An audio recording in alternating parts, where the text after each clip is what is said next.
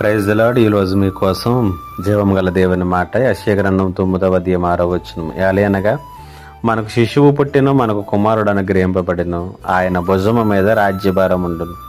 ఆశ్చర్యకరుడు, ఆలోచనకర్త, బలవంతుడైన దేవుడు, నిత్యుడగు తండ్రి, సమాధానకర్తయగు అధిపతి అని అతనికి పేరు పెట్టబడెను.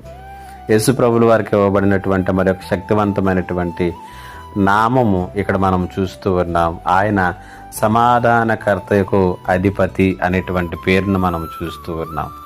యేసుప్రభులు వారి లోకానికి శాంతిని గురించి చెప్పడానికి రాలేదు, శాంతి ఎలా ఉంటుంది అని మనకు వివరించడానికి రాలేదు. కానీ ఆయన నిజమైనటువంటి శాంతికి, సమాధానానికి మూలము, ఆయన కర్త, ఆయన అధిపతి అనేటువంటి మాట, ప్రిన్స్ ఆఫ్ పీస్ అనేటువంటి మాట మనం చూస్తున్నాం. ఆయన శాంతికి రాజుగా ఉన్నాడు. కాబట్టి ఈ లోకంలో ఈ ప్రపంచానికి ఏవైతే కావాలో, మానవాళికి ఏవైతే కావాలో, దేని కొరకైతే అరులు చేస్తూ ఉందో అట్టి సమాధానమును, అట్టి శాంతిని నిజముగా నీ జీవితానికి ప్రసాదించగలిగినటువంటి వాడు, నీ జీవితంలో నుంచి కనుమరుగైపోయినటువంటి ఆ శాంతిని, సమాధానమును పునరుద్ధరించగలిగినటువంటి దేవుడు యేసయ్య మాత్రమే.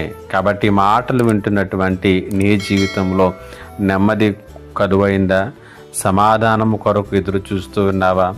నెమ్మది కొరకు, సమాధానం కొరకు సమాధానకర్త, అధిపతి అయినటువంటి ఆయనను సమీపించినప్పుడు నీ హృదయంలో నెమ్మది ఉంటుంది, నీ కుటుంబంలో నెమ్మది ఉంటుంది, నీ యొక్క జీవితంలో నిజమైనటువంటి శాంతిని నీవు అనుభవిస్తావు. పరిశుద్ధాత్మ దేవుడు ఈ మాటలు వింటూ ఉండగా మీ జీవితంలోకి పరిపూర్ణమైనటువంటి సమాధానమును, మీ కుటుంబాలకు నెమ్మదిని ప్రసాదించునుగాక.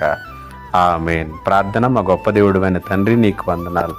సమాధాన కర్తవు, అధిపతి అయినటువంటి నీవు మాకు ఆ నిజమైనటువంటి సమాధానాన్ని ఇవ్వడానికి వచ్చినందుకు వందనాలు. ఈ మాటల చేత ప్రతి ఒక్కరిని బలపరచమని యేసయ్య నామములో అడిగి వేడుకొనుచున్నాను తండ్రి. ఆమేన్.